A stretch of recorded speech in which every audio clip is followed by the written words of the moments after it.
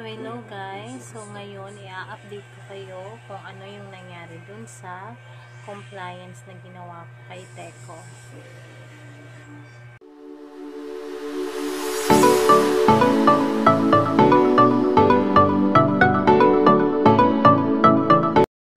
So, eto nga, finally.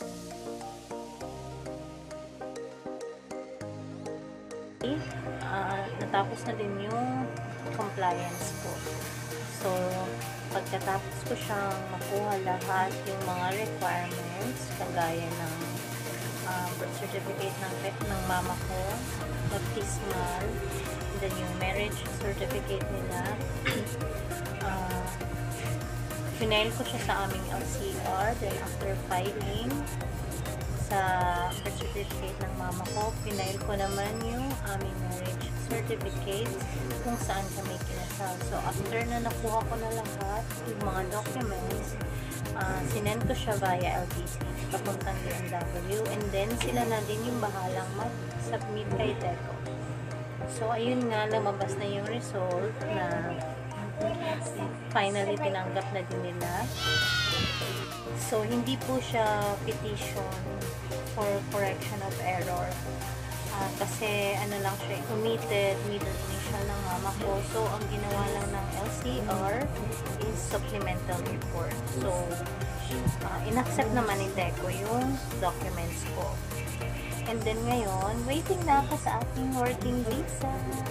So, bali sa 14 pa daw yung release ng aming working visa.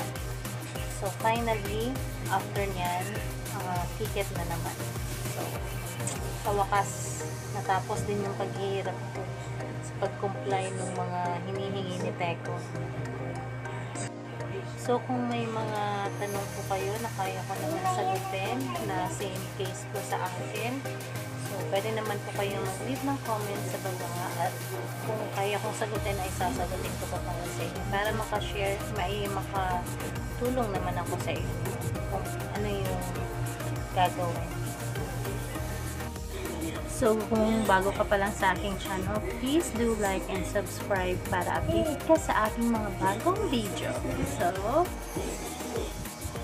thank you for watching. See you sa next video ko. Baka sa sunod kong video ay nasa Taiwan na ako.